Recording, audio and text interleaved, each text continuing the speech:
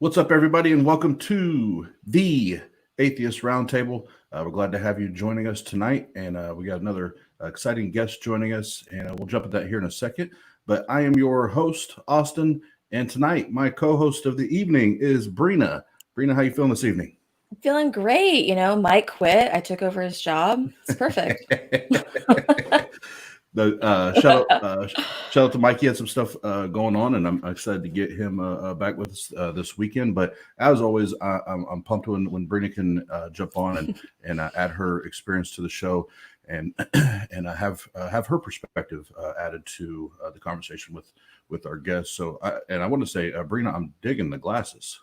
Thank you. I have a lot. I went through a phase where it's just like glasses. Thank you. I'm excited to be on a show that's going to be a little bit more, fun, I guess, for me. Yeah. This is your first show where we get to have a conversation with a guest. The other two you've been on, we were going through the questions with you, and then we did the mental health episode a week or so, or not even that, right, a few days ago. And now we get to you and I talk with a guest, and as you just learned in the pre-show, you and her already have some common interests and everything, so it should be good, should be a great conversation. So before we talk to our guest and dig into the conversation this evening, as always, we want to make sure we hit our announcements, and we're going to bring on one of our favorite faces, Just Jeff, or Jeffrey or Jefferay, and he's going to tell you about website, merch, and all that fun stuff. Well, if you didn't know, we have a website. It exists, it is real, and it is something you can visit right now. You just type it in, tart.live, pull it up, get the shop. By the way, we're working on some fantastic new product ideas every day. Really, Austin's been banging away at getting some new stuff out. Don't worry, new stuff is coming. In the meantime, though, pick up one of these shirts. Circular Reasoning works. It's the favorite shirt for me. It's what everybody wears, depending on what size you need. It only comes in white, though, so it's the best shirt because it's on the site. Secondly, you can pull up the roundtable schedule here. Here's what we got going on tonight. No, that's not. Never mind. But the schedule's here. More at the homepage, at the bottom. If you want to be on the show, put your name and email in here. Send Austin an email. Drop him a line. Tell him you want to be on the show. And that's all I got. Back to you guys. Awesome. Thanks, Jeff. And for clarity, I feel like he's giving a weather report. Back to you guys. For the record, the scheduling part of the website and the merch part of the website I've had the most difficulty with in getting consistency. So I've had daily conversations with the people that host our website on getting those things zeroed in, because it absolutely drives me batty when I put stuff in there and it does not publish. Well, fun fact. The way. Let me pull it up here. Hold on one second. Okay. So I just wanted to give them an idea of what you use to make these websites, because I know you're well into web development and whatnot. So I want to give here's his computer. This is the one he uses to make these websites. So it's touchscreen computer here, and he does all the web development right here on his fridge. That's how he makes the website. So that may be why you're having difficulty with it. Take this man off the screen. No, so we're obviously we're only a couple months into this, and we're always working on making things better and trying to get better and more efficient, whether that's time management, website, merchandise, all of that. So sometimes I'm just going to ask, be patient with us. This is still, even though we're kicking ass and we're going 100 miles an hour, there's still some things we're learning, we're getting better at. So that said, real quick, our weekend schedule, we got another cram-packed weekend, really. And Diane tonight is going to kick it off for us, and I'll introduce her here in a second, but she's going to kick it off tonight, and we're going to have a great conversation. I've been very, very excited to have her come on and talk about her story and I'll kind of give you guys how I learned of her story before we had her on tonight. So we'll do that tonight. Tomorrow, we're doing a little different. Tomorrow, we're actually going to do an afternoon session. It's at 1:00, and we're going to have a gentleman on. His name's Josh, and he has a YouTube channel. I think they have like 15 or 16,000 subscribers, and we're going to really focus on the subject of the Old Testament stories, consistencies, why, when, what, where, how, that kind of thing. And I think that's going to be a great dialogue.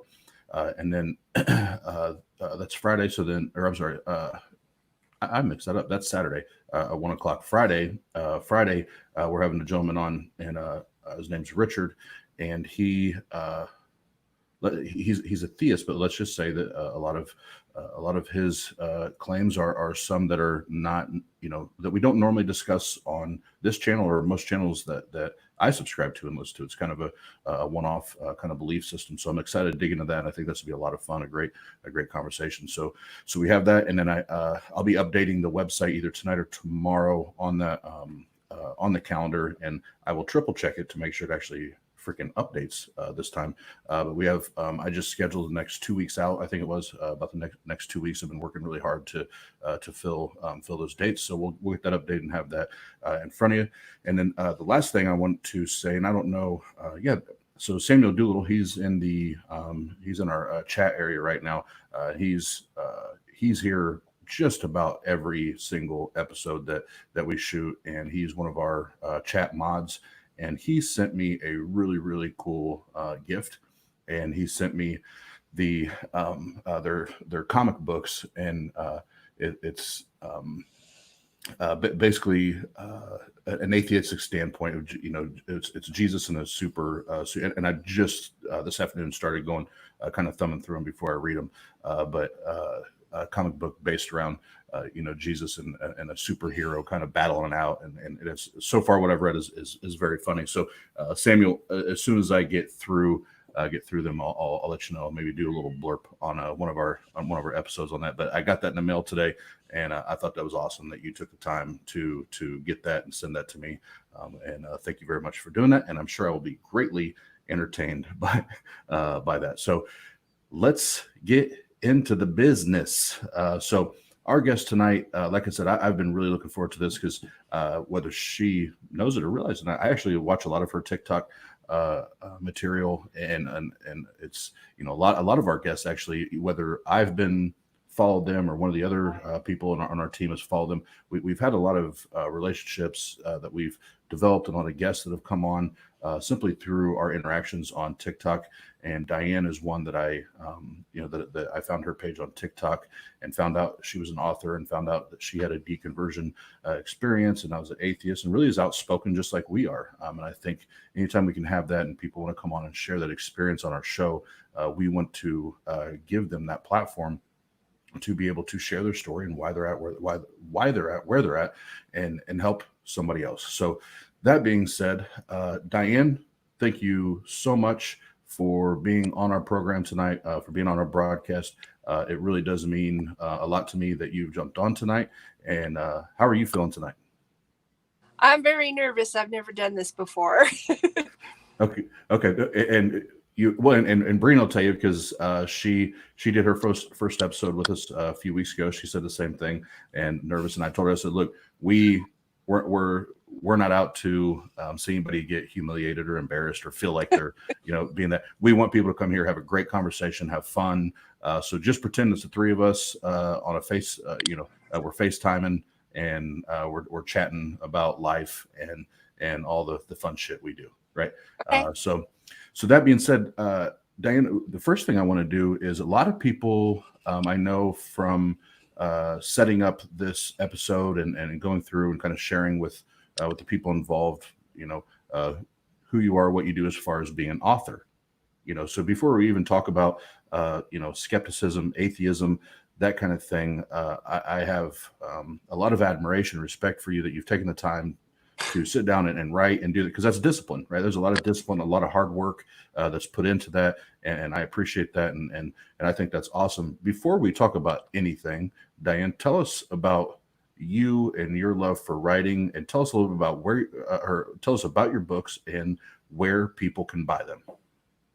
Well, right now they're only really available on Amazon exclusively. You can go there and they're available as a printed book, or you can get it on Amazon Unlimited for free. And there's also an ebook that's Kindle only for $2.99. So that's where you can get it. Okay, all right, and you know, we'll make sure that we get you. Oh, there you go. Perfect. So Pasta. Oh, there it is. Yep. So Pasta that you met backstage, he handles our production. He always makes sure that anytime we have somebody on, whether it's, you know, they're an author, speaker, whatever, we want to plug. You know, you're taking the time to be on. We want to plug your shit too. You know what I mean? Thank you. Yeah, and get that out there for, you know, for other people to hear and to see and all that. And you know, the awesome part is, you know, for Diane, that this is a niche that has a lot of readers, a lot of people that would be interested in reading something like that. It's just a matter of getting it in front of as many eyeballs as possible. And if we can help you even through this broadcast, then damn it, we're going to help you. Well, I don't mind. I didn't think you would.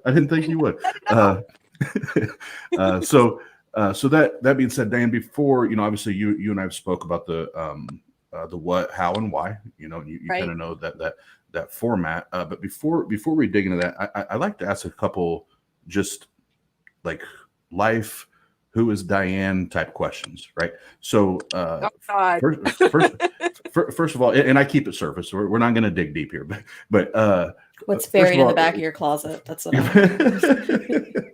But Diane, and well, I guess the easiest one is, you know, outside of you know, I know you're a hardworking woman and you love to write, and even in your regular job you have all that, but outside of that part of your life, what outside of the writing and all that, what is your favorite pastime? What's your favorite hobby? What do you like to do?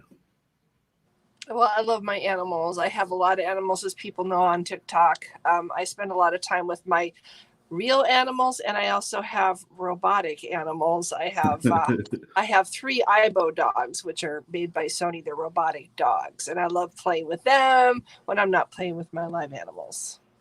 Yep, and I'm glad you said that, because that's actually the one thing that that I've seen on your TikTok page is the robotic animals, and those little things intrigue me, because like, yeah, it's cool to watch. I've seen a lot of the things that you've shown them doing on there. What got you into that? What made you, what I guess spurred your interest in the robotics? Well, it kind of goes hand in hand with my love for writing. It's I was raised on science fiction and fantasy. I'm one of the old time Trek fans and did Star Trek conventions for years. I met my husband through a Star Trek club. So the whole thing with Star Trek and futuristic stuff and Doctor Who is kind of what got me into, well, and Lost in Space, the original. Shows like that. Yeah, got me into robots. I always kind of wanted to have a robot. Okay. and the Ibo dogs were too expensive for a long time, so. No, that's Lost in Danger Will Robinson. I remember watching Danger Will Robinson. I remember my dad making me watch that, and then I ended up falling in love with it. So, and speaking of Star Trek, I don't know if Chris from the Daily Atheist is still in the chat room. I saw him a little bit ago, but he does a thing on Saturday. He does a sci-fi Saturday. Really? I want to get you guys connected if that's something you really enjoy. he does, and that's 90% of what they talk about on Saturdays is Star Trek and sci-fi, and all that. And Chris is a great guy. We've been on his show. He's been on ours, and I would love to get you connected with Chris. And I think you'd have a ton of fun doing that, because they kind of bounce back and forth between sci-fi and atheism. You know, so two things that I know that you like to talk about. So cool. No, I appreciate you sharing that with us. And now, if we can, we'll dig into the big three here. And for anybody that's not seen our show before, this is your first time, whether it's now or you view it later. We have a specific format that we follow at the Atheist Roundtable, and that is what is your story? You know, what has helped you develop into the person you are today? how did you arrive to the destination that you're at today, and then why?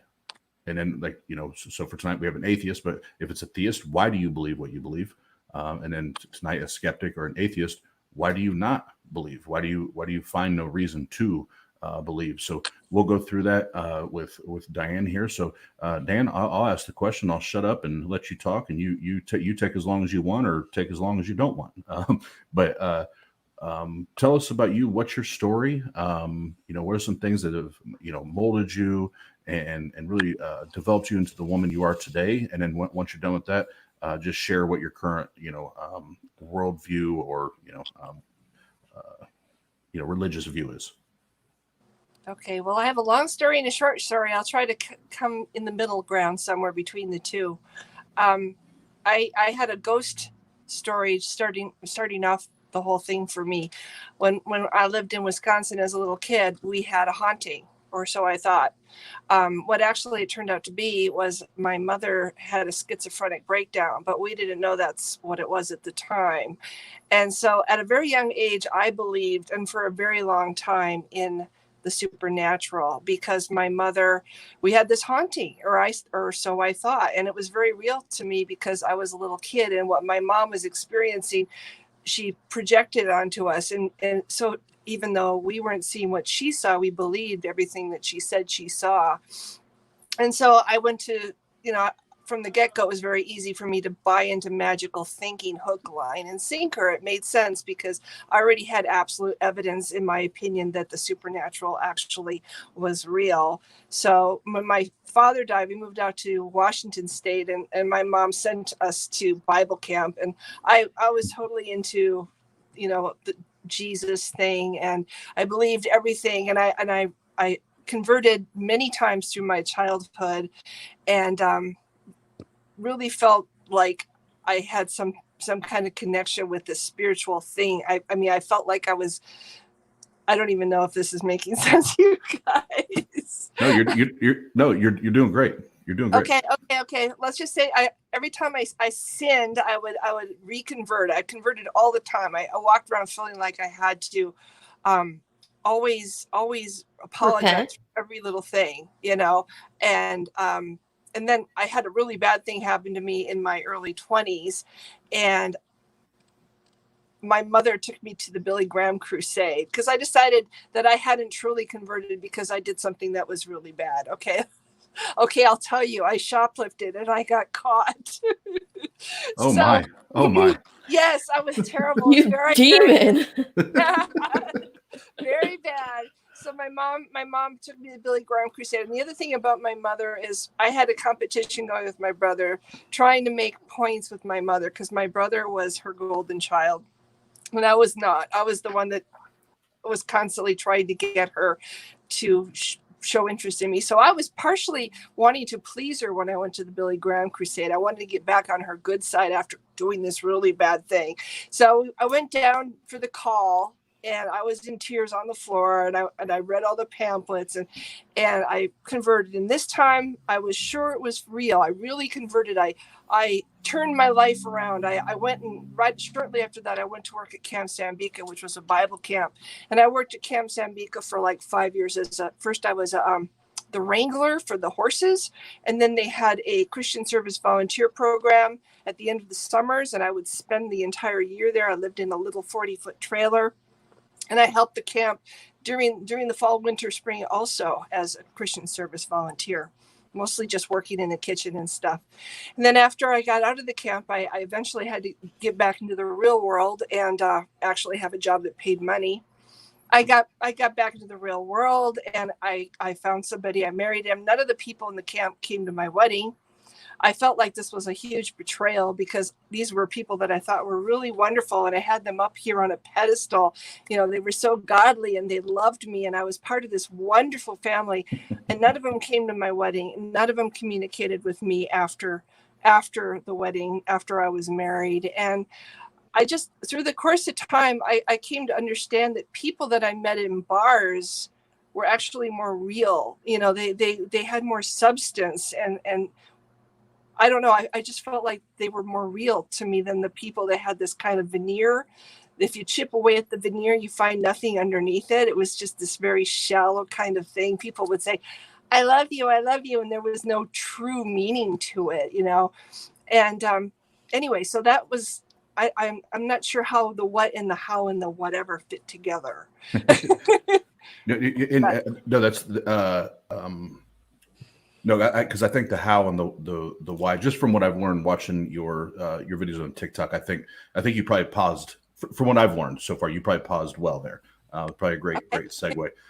So I just want to make one or two comments. I don't really have any questions there. And then if Brina has any questions or anything about that part, I'll kick it over to her. But one thing that I was, and I think it was within our first two email exchanges, I told you that I know from listening to you that we do have some similarities in our deconversion process. Okay.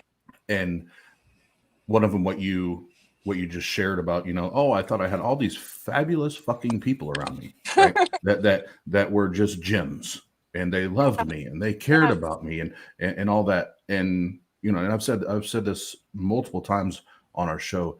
I went through this process. Now mine, where it's different, is you were getting married. I was actually going through a divorce as I was walking away from religion and doing all that. And I went from having all these people that I really thought that I could count on and going through this time to where, Diane, and I'm not exaggerating when I say this, when I walked away, similar to you, I walked away and all of a sudden I had 0 friends, none, not one, not a single one of them would call to check on me to see how I was doing. And I was in one of the most darkest periods of my life, as far as suicide and depression, and all that. So that I 100% can relate to you, as far as that kind of that loneliness where it's like, hold on, I thought I had all these people, all of a sudden I have nothing, but guess what? Now we're you are, or at least I perceive that you're out just hearing you talk and on TikTok and even here tonight, the short time we've been talking, and I know where I'm at is I've understood that, the only thing that I can count on is me being a fighter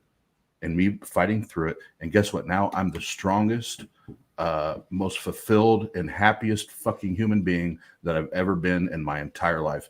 So kudos for you for fighting through it and taking all the punches, and rolling with them, but now being the absolute best version of Diane that you could ever be, within, and within human effort, and being that best version. So kudos to you and hats off to you. And I applaud that.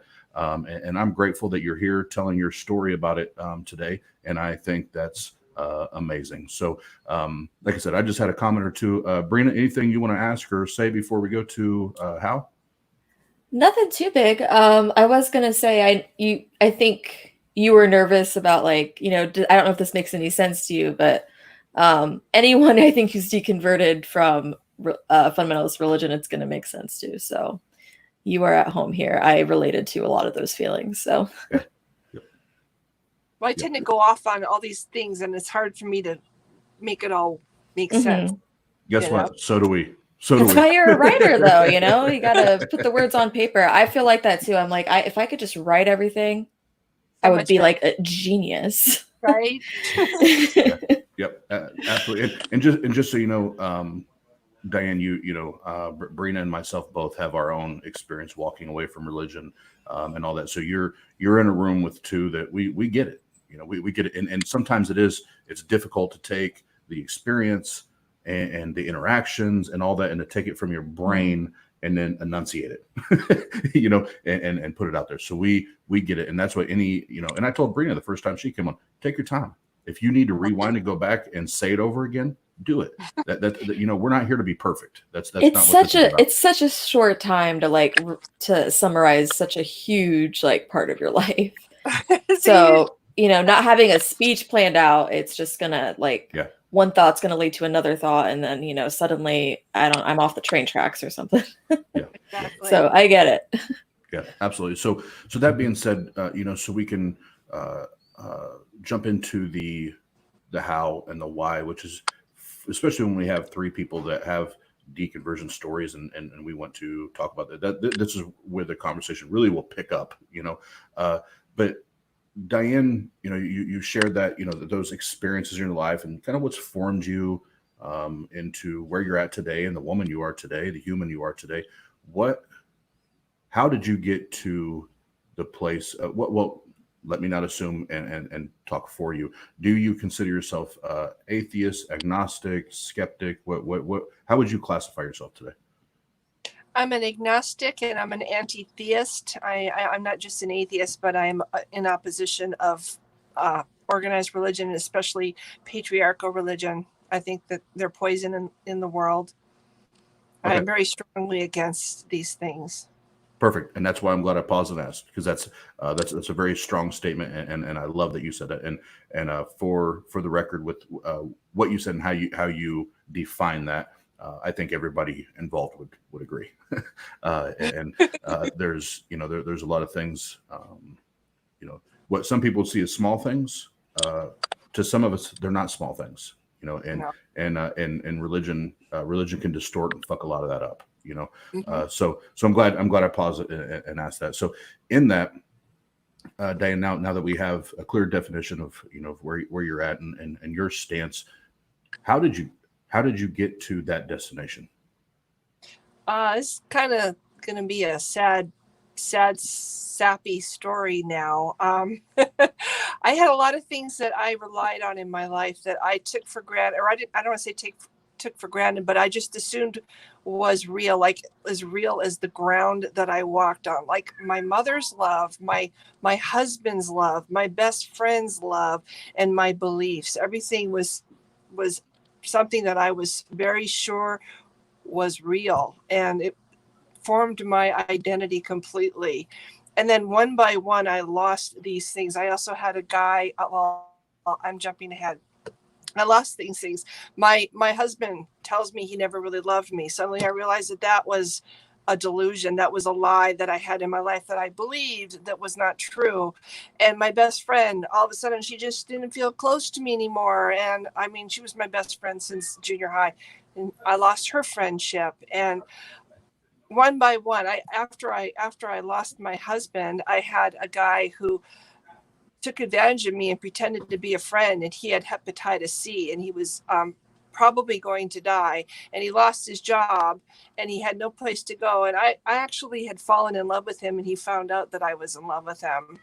Told you it was going to get sappy. So he basically pretended to be interested in me. He moved in. He let me care for him for 3 years in my home. I thought I had this dear friend. He got better and he said, "Thanks, but I don't need you anymore." And then he proceeded to tell all his friends how I had smothered him, turned all his friends against me. Really awful time in my life. You mentioned depression. I had a crushing depression because I felt like everything that I had made my identity on was false. I walked around feeling like I had absolutely no value. And I looked at my beliefs and I realized that, I needed to clean house. I couldn't be hurt anymore. I had been hurt by everybody that I thought loved me. And I was actually suicidal. I bought a gun, and the point of buying the gun was I wanted to kill myself. But when I got the gun, it actually saved my life, because I realized I no longer could make idle threats. I had the power to do it. And then I realized the only thing that would stop me from doing it was me. Mm-hmm. So I still have the gun to this day. I've never used it. I don't even know I know how to shoot a gun, but I've never shot this gun. I put it away. And I started researching everything that I still had left in my life to make sure everything else that was left, all the pieces, were real, because I didn't want anything else in my life that was going to bite me in the ass and hurt me.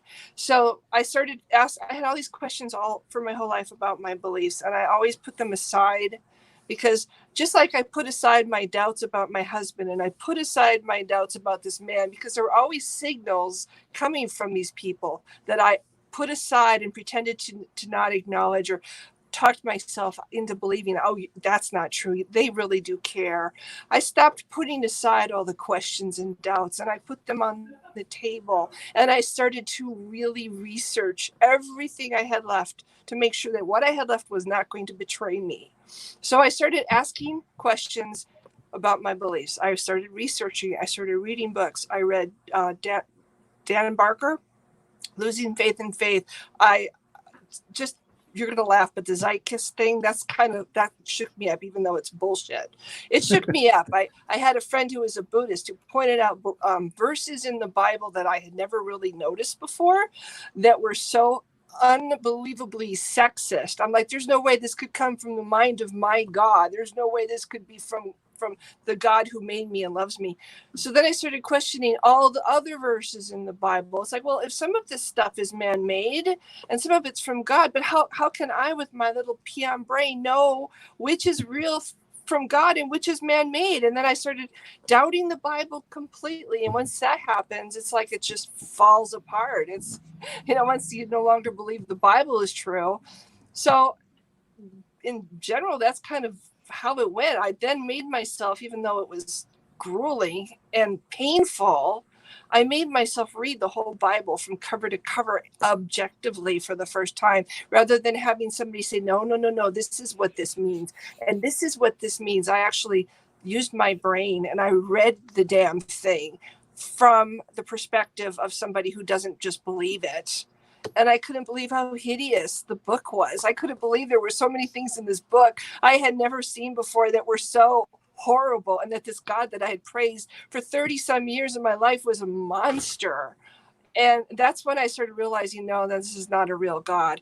And also researching other gods. There were too many similarities between this thing, in the Bible and all these other gods. It's like, this is all the same. And that's another thing too. When I was a Christian, I read this book called The Kingdom of the Cults, because I wanted to be able to know how to witness to other people, other beliefs, people of like Mormons or Jehovah's Witnesses or whatever. So I wanted to know about all these other beliefs. Well, I started realizing too, reading the Bible and reevaluating my beliefs are just as nuts. They're just as crazy, and they are just as much of a cult as these other beliefs are. And they hurt people. They hurt people just like these other beliefs do. Yeah. No. So there. Yeah. So there. No. It's the how. Sometimes the how should be the lengthy part, right? Because that's how you determine where you're at. So this is what I want to do, because I've learned a lot about Brina's process and what she's been through and what she's experienced, seen and heard and all that. And I think that it would be probably pretty stupid of me to not just turn it over to her and let her ask some questions here. And then on the back end of the how, if I want to jump in, I can do it. If not, we'll move on to the why. But Brina, there's a lot of things I heard that I think you and Diane can have a great dialogue. So I'm just going to hand it off to you, and you ladies chop it up. Okay, well, let's see what happens here. Okay. Yeah, one of the first things that just really came to mind, because I was relating to it a lot, and you kind of really hinted at it, but I just want to be a little bit more specific. Do you think that your belief in a God influenced your ability to just sort of have blind faith in other things outside of religion, like your relationships and stuff like that? Was it? Yeah, I absolutely do. I had blind faith in a lot of things, and I put aside questions deliberately because they were so uncomfortable, which is just the same habit that I had with religion. Right. Yeah. Oz, come help me out. I'm brain farting here. No problem. And that was like the only thing I was thinking of, like, really strongly in that moment. So I could tell you one other thing that religion did to me, as far as how it made me think. I had such a low self-esteem because I didn't have a high self-esteem anyway because of my mother. But then on top of it, I also had my religion telling me all the time that I could never be good enough. Yeah. And the first man that came along that asked me to marry him, I said yes, even though I had doubts even when we were still dating that this man was the right guy. I deep down inside felt like this is the best I could ever do. No one else will want me. So I had 16 years of my life in a horrible marriage that maybe I wouldn't have had if I had had a little more belief in myself. Yeah, that's amazing. Go ahead, Brent. Go ahead. I was curious, how long was the process between you like leaving religion and becoming an atheist? Like, was there like years in between, a few months? It was about 8 years. Yeah. So did you commit to any other religions when you were like searching other gods and stuff? No, I was a Christian all the way until the very end. I hung on Oh, okay. tooth and nail to my beliefs, and it was extremely painful to have the house of cards come tumbling down. I did not want, when I started the search to find the answers, I did not want to find out that it was bullshit. I wanted it to be real. And I found every time I turned the page or picked up another thing to look at, I found more and more reasons to show me it wasn't real. When you gave up the God belief, did all the supernatural beliefs just like disappear right in that moment when you kind of stopped being a Christian, or did you hold on to those for a while? I still have some, actually. I still have. Okay. I don't really know if I truly believe in like ghosts, but I do tend to lean toward the idea that there could be something after we die, but I don't think that it requires gods. I think the whole idea of a king and kingdoms is very man-made. Okay. Yeah. Yep. Absolutely. And I'll ask some questions here. And Brina, as we're talking, if anything pops up, feel free to interject. For sure. But Diane, do you see religion as causing oppression outside of the church? Yeah, absolutely. I think it's oppressing this country. I think it oppresses women. I think it oppresses knowledge and science and the growth of our civilization. And it's oppressing our ability to protect our planet. Yeah, in regards to religion with, our society with the implications of religion, especially here in the States. What stands in the way of, and for the record, I am totally supportive of pushing women to the forefront. I want to make that 100% known. So, what stands in the way of women advancing in regards to religion? Like, what do we have to do to advance women with religion in the conversation? Get rid of the patriarchal ideas.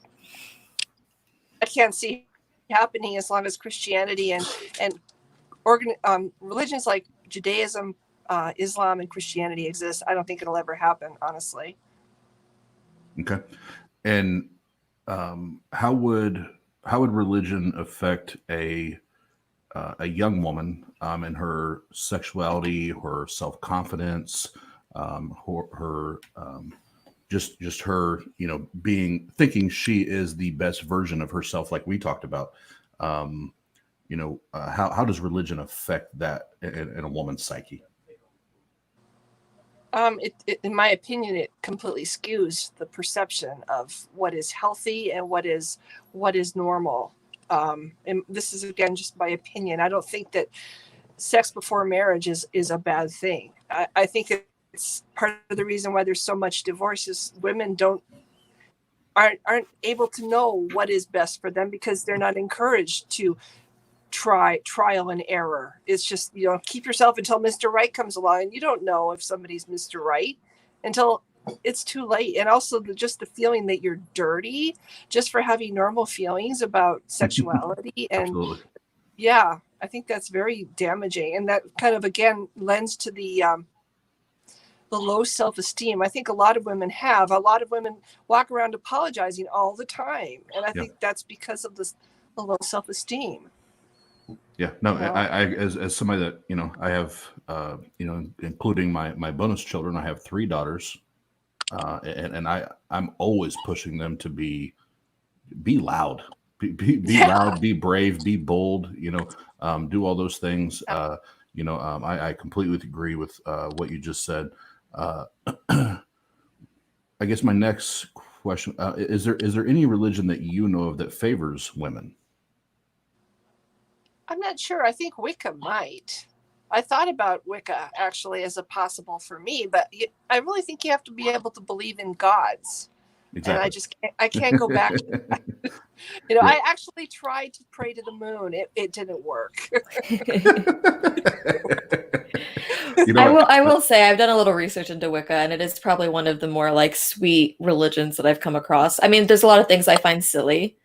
But as far as like harmful, most of it's pretty, It's it's very really tame. Like the only thing I could say that would be harmful is if people were substituting spells for medicine or something, that's where I right. would draw the line. But other than that, it's a pretty, they're just a bunch of hippies, just let them live their life. Exactly. Yeah. I wish I could be one, but I can't. I'm too boring. Not free loving enough. I feel it. Me neither. And I'll say this as a an A type male that's very, I'm very confident and I'm strong and I'm all that, but I'm very, very sensitive to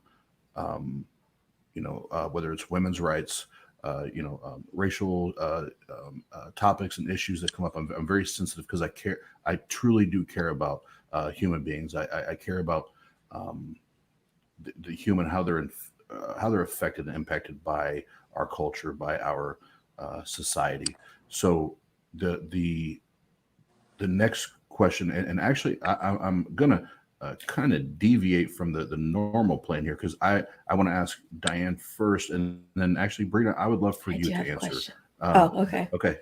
I also have a question. And I'll ask, and Brina, I'll ask you the same question, then you can ask yours. But to both of you, as very, very strong women that are not afraid to have a voice and be vocal and be loud, absolutely flex it. Yeah. What message, and Diane, I'll start with you. What message do you have for women involved in oppressive religion? What would you say to them right here, right now?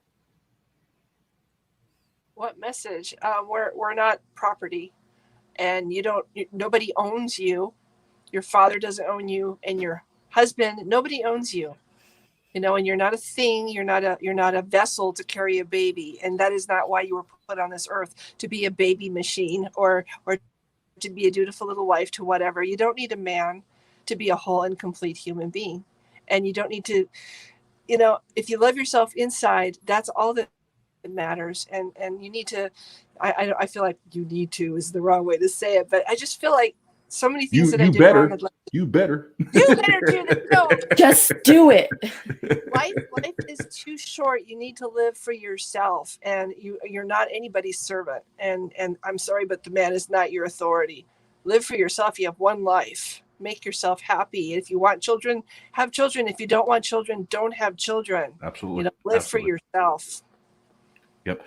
And real quick, Brady, before you answer, I love saying this, and whether it's this topic or just the stuff day-to-day life, all of us as humans, we have a brain. We have one brain. We don't get to operate with 3 or 4 different brains. We have one brain that has a very, very valuable real estate, right? That our thought life, that is very valuable real estate. Do not give away or charge rent, cheap rent for that real estate. So if you have people that are toxic, they try to tear you down, they try to belittle you, humiliate you, try to make you feel less significant because you don't feel a certain way, you don't talk a certain way, act a certain way, believe a certain way. Guess what? Fuck them. Move on. You don't need those people, because your mental real estate is too valuable to waste on people that are that short-minded and short-sighted in life. So I would say that, and that's male, female, black, white, Mexican, Puerto Rican, I don't care what it is. You got people like that in your life, fuck them, move on. So anyway, Brina, what would you say to that? What would you say to a young woman that finds herself in an oppressive religion? What would you say right here, right now? Well, the way you worded the question makes me wondering, I think it matters what stage the woman's in with this, because I think the times that we find ourselves being the most oppressed by religion is when we don't realize that we're being oppressed by religion. And I think I would just say to those people who, maybe are having doubts, but are still, really holding on to their beliefs, just really start to question, I think, the way that they value themselves and how they feel about their self-worth, and if they care about what is true or what makes their mind at ease, because you can feel comfortable. I mean, I think we learn to sort of accept our oppression. And this is going to be so cheesy. I'm sorry, but this is the first line that came to my head. I can't stop. I just thought of like, it's a scene in Game of Thrones where Daenerys says, you know, we learn to love our chains. And that just popped in my head for some reason. But I think that's like, it really kind of speaks to how women just become very accepting of the position that they're in, and they don't expect more, because we just fit ourselves into these, we shrink ourselves to sort of not take up too much space because we don't think that we're deserving of it. And I just want to say that you are deserving of it. And I hope that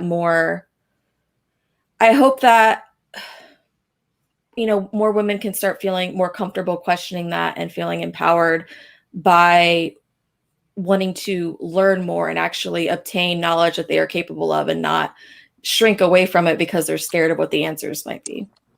Right. So, yeah. And, Diane, any follow up on that, what she just said? Because I know she just dropped bombs just like you did. Anything you want to say off that? Not really. Okay. No problem.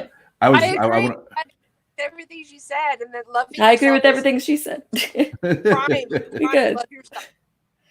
Mm-hmm. You know, our society programs women that they have to be a certain way and be popular and have to have this and this and this to be great. It's like, that's bullshit. Just, you know, live for yourself, love yourself. And any religion that, like, I think coins itself off of love, but yet teaches you that you are deserving of hell and you are subhuman in some way, or you are below. I mean, Right. Even if you look at a God, like the idea that a God would create all of us only to be below him, and then not only to be below him, but then to be below man.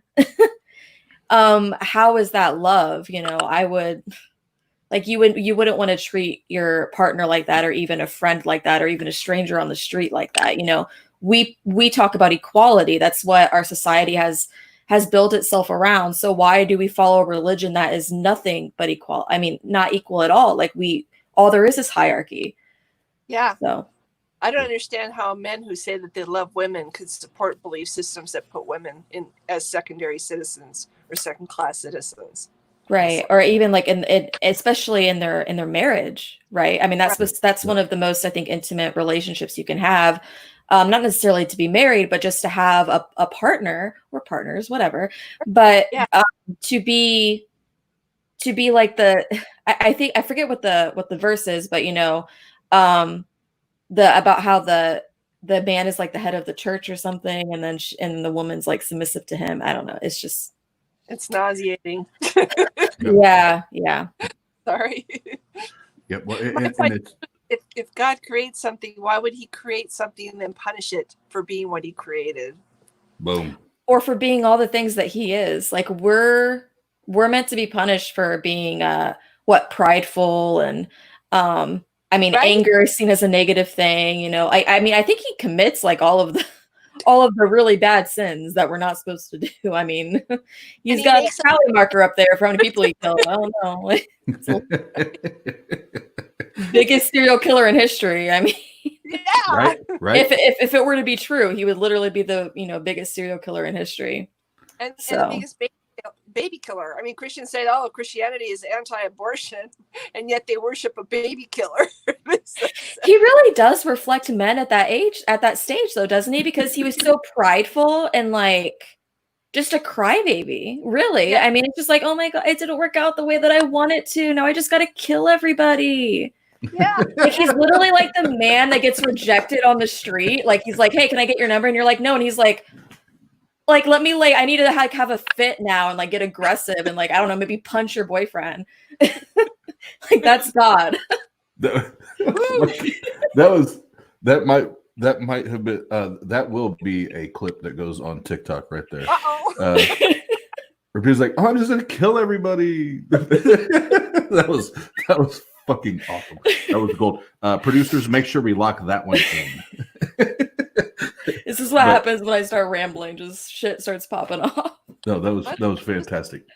I don't know if it's forbidden or not to say, but I don't have a hard time understanding why Christians like Trump. because he's so much like the god that they worship. Oh, that's probably true. Actually, now that you said that, shit. Egotistical maniac. Oh. Gotta know everything. Okay, I'm sorry. Probably off subject. Hey, I'm orange. Oh, I'm you orange. aren't even on the same level. I'm fucking around. I'm Need the fucking white around. circle around your eye. Jesus in the morning! It's the Atheist Roundtable! That just scared the shit out of me. No. I'm so glad I didn't have the wine glass in my hand because that just like, I'm glad my mic was muted because I screamed. Oh, Pasta's my dog, man. That was perfect timing. Perfect timing. But no, so going back to I did have a question though before. You did. I'm sorry. No, you did. Oh, no, I don't have any fine. questions. Go. It was yeah, I was just curious how your beliefs and just the story that you carry, especially involving your religion and religious trauma, what I would say, how that's influenced your writing, and if you put any of that into your books at all. Yes, absolutely have it in my books. I don't have. You would not. I don't think if you were to read the book, you would not go, "Oh, atheism." It's not like that. But I haven't read them yet, so I could read it with like that perspective and just be like looking and like really dissecting it. They do talk about. I have characters in my stories. They're fantasy, and I tend to.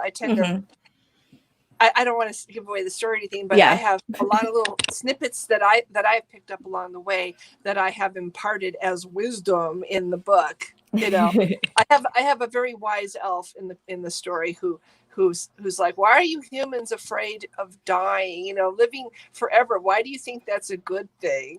Things like that. Oh, that's cute. I like that. Yeah. I would want to see that.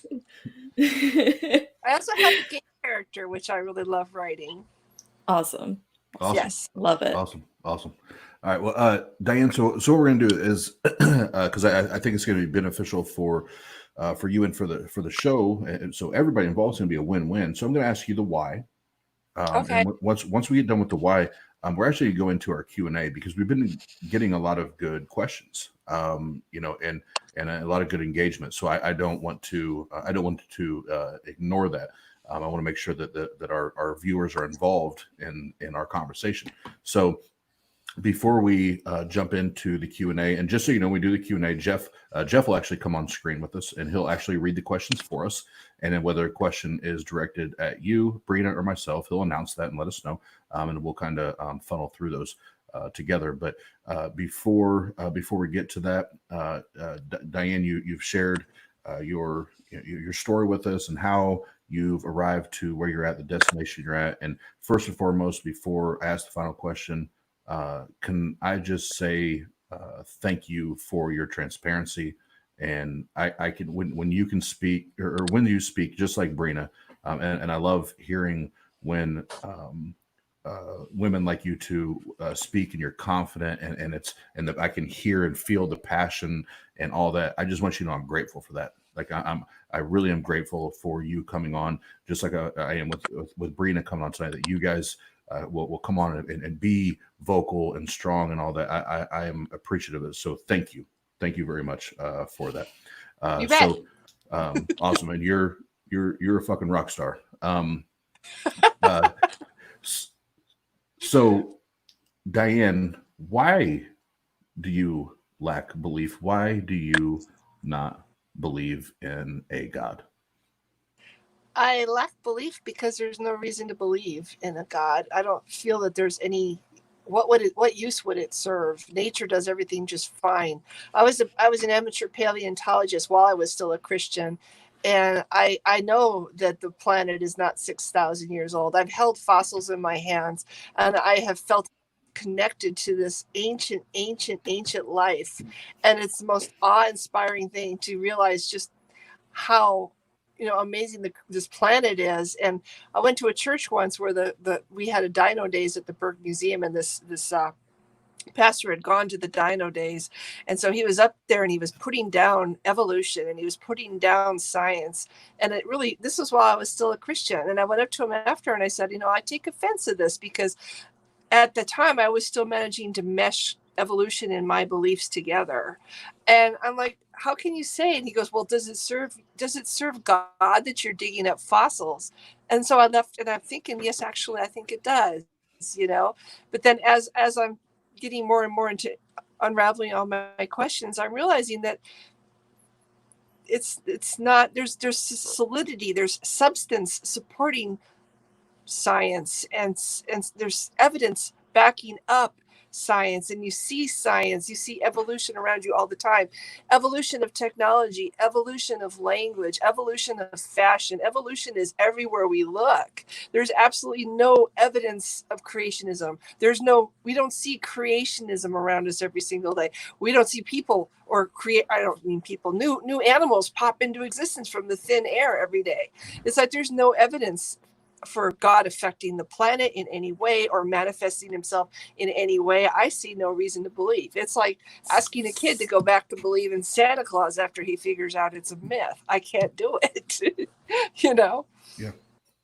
Yeah. No, and that was very simply but eloquently said. Great job. I can tell you're an author. I tend to be wordy. I'm very wordy. No, but it was no, I didn't feel like it was wordy. It was always very simplistic, well delivered. Great job. That was a great way to deliver that message. So that said, like I said, I want to normally I would go through and ask some questions myself here and Brina, but I feel like with what's some of the things some of the things that have popped up into the comment section, even some things Jeff wanted to ask. We collectively can just have a great conversation right now. So I want to do what's best for you, Diane, and be able to share your story and do all that, and what obviously what's best for the broadcast. And right now people are wanting to have a conversation, so that's what we'll do. But one more time before we bring Jeff on, I want to make sure everybody listening right now, because I know some new viewers have popped in. Diane is an author and she writes, and you should go buy her books. You should go buy her material. And we've had it plugged. There you go. Yeah.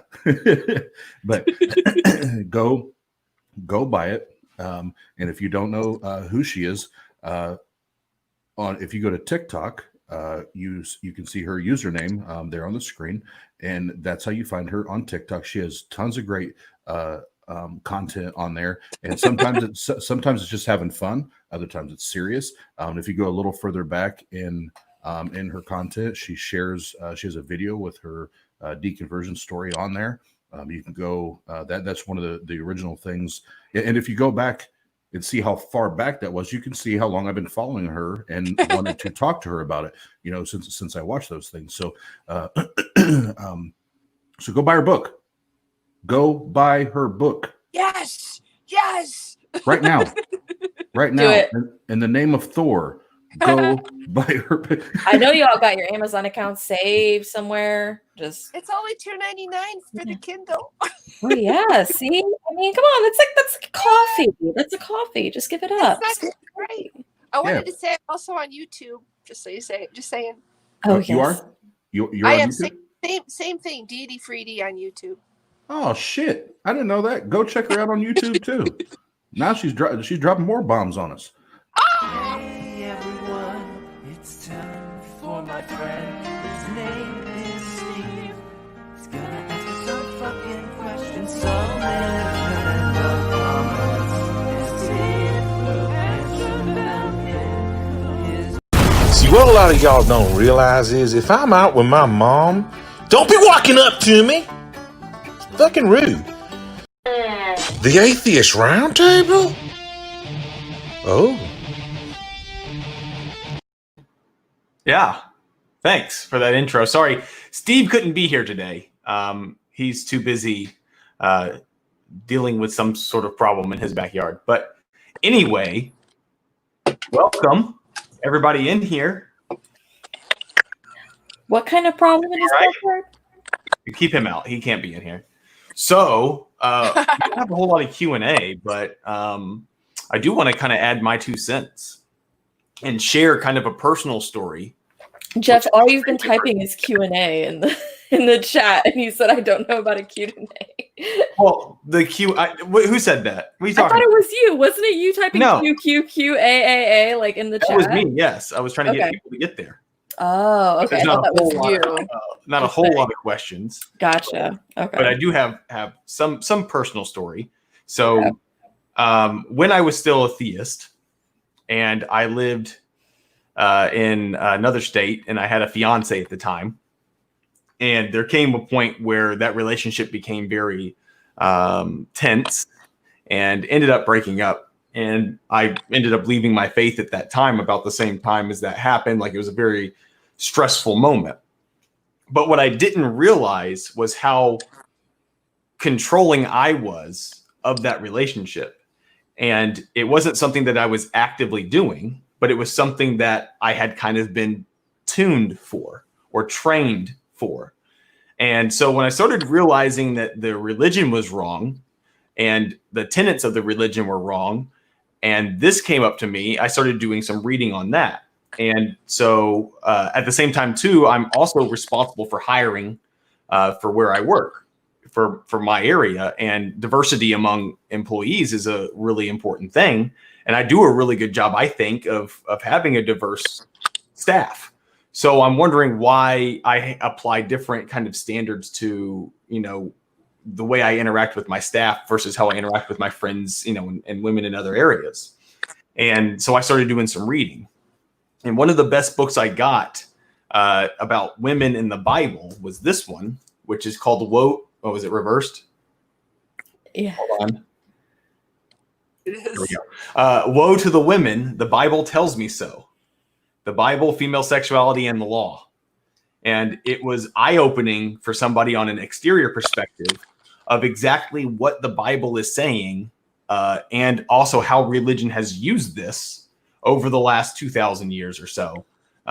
It's a really good read. It's actually pretty short, but it has some great examples in there. And it kind of opened my eyes to how I act and how I need to, present myself and how I can have a more neutral playing field. So I don't have any attachment to the author of the book, but, it was a good read. That being said, where were we on Q&A? Pasta, do we have any? What do you have for me?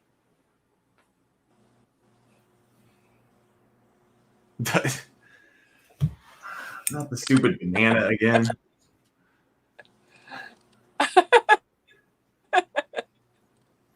Can't take it. But a lot about what you said, though, was actually spot on to what I ended up discovering. If someone would have just told me this stuff when I was younger, it would have been very nice.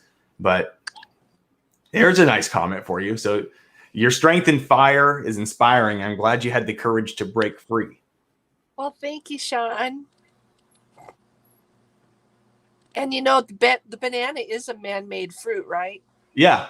Well, that's an interest. So, not to go off on a whole tangent about this, but so I was anti-GMO for a long time, and I actually read a couple books about it and started understanding how, like, the human species has developed different plants and animals and things throughout, the last 6,000 years.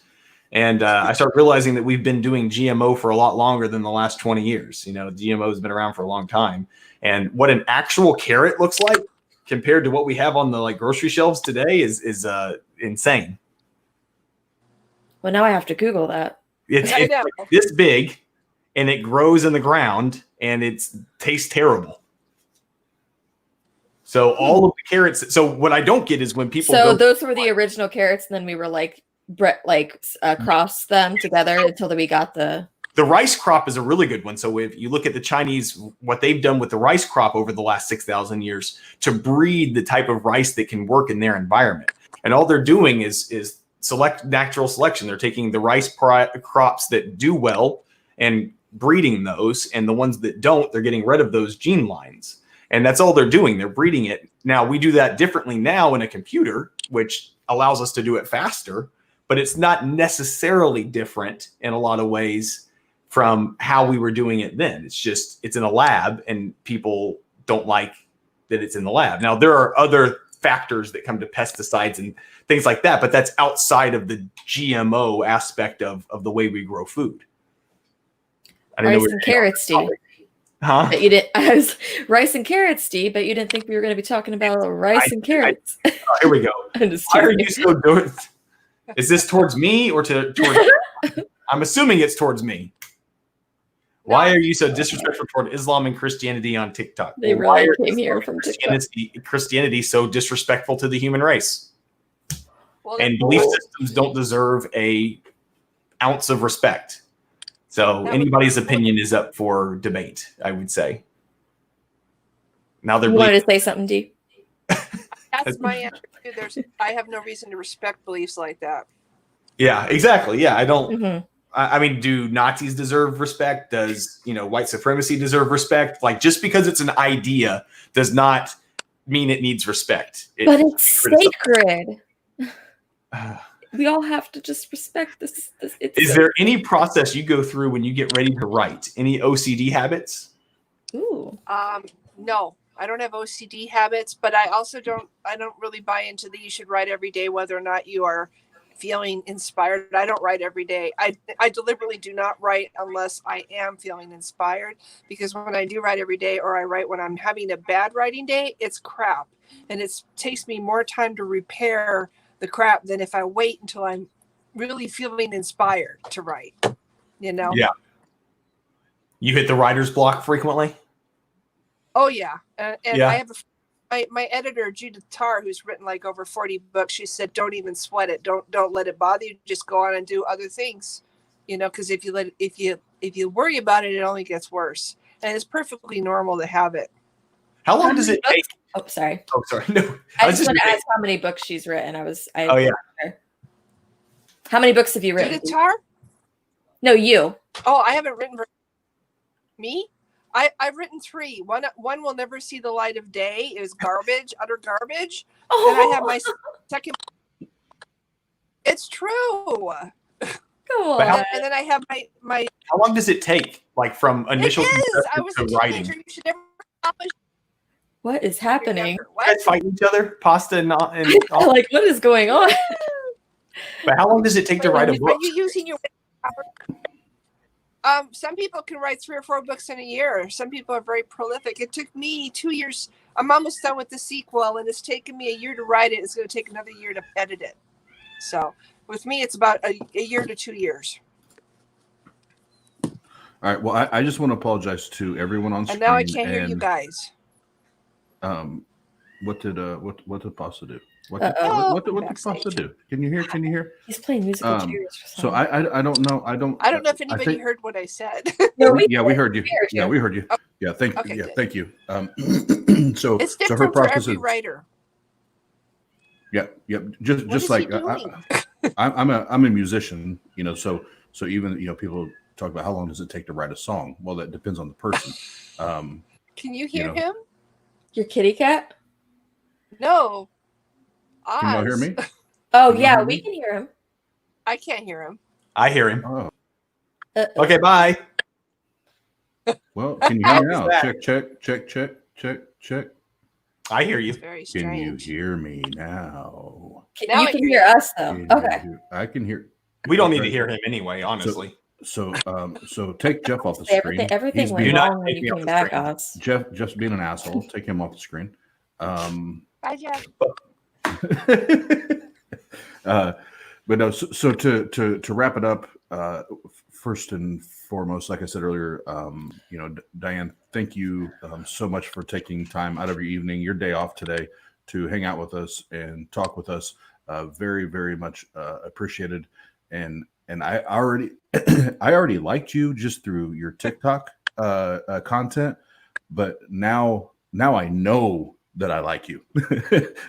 now I know that I am a Diane fan. Yay. So I'm a fan of yours too.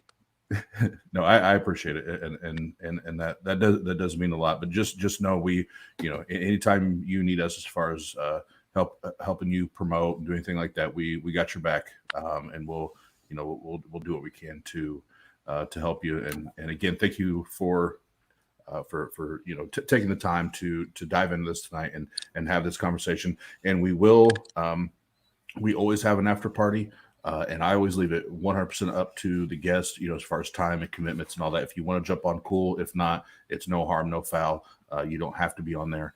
But we do that. And it's more that is much more relaxed.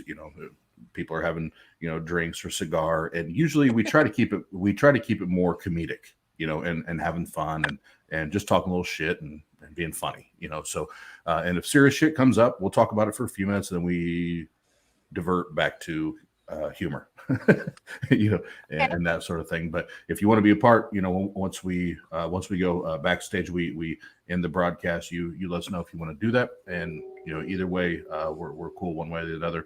But Jeff, thanks for helping out tonight with the website and everything, and coming in with the Q&A.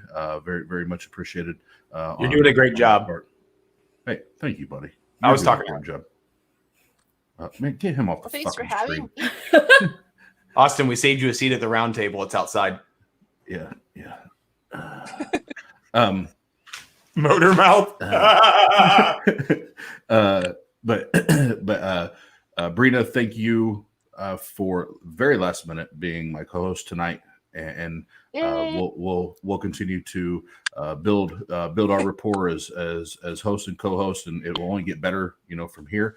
And I'm excited about that, and you're going to be a great addition going forward to the round table. But real quick, Diane, what I wanted to ask of you is, anytime somebody comes on and like I said, they're whether creating content, writing books, writing music, whatever it is, that we plug them. But is there anything that you would like to say to the audience or to us before we in the broadcast? Anything you'd like to say? Just thanks for having me. This has been a lot of fun. Very good. And I agree. We've had a blast. We have a lot.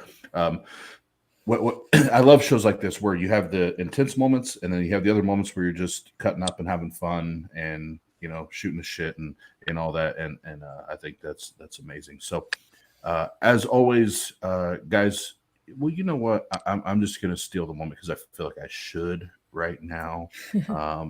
Usually we have Mike's final thoughts, kind of like Jerry Springer does. Jesus, Mike, and his final thoughts, yeah. He's not here. So usually we have that, but tonight we're going to do the Wizard of Oz or Motormouth's final thoughts. And Pasta, you know what? I'm not, because we're still live, so I'm not going to say what I want to say to you right now, bastard. But I am going to say this. It has been. Why does his ugly ass keep popping up on the screen? Jeff is so pissed right now. What are you doing? Like I'm trying to end the show. I'm trying to end the show. I'm trying to end the show.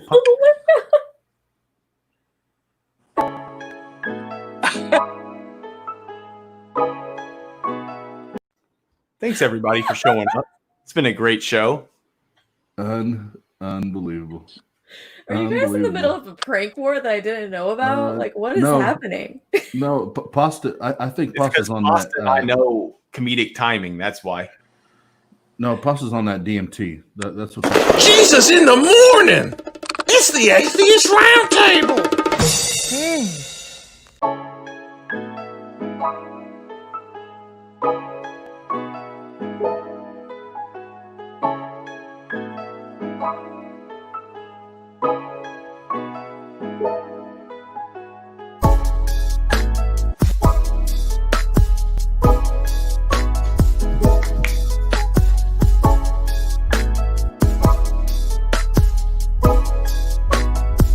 Thanks for watching the Atheist Roundtable. And just so you know, Pasta Mike is on DMT. Yay, yay!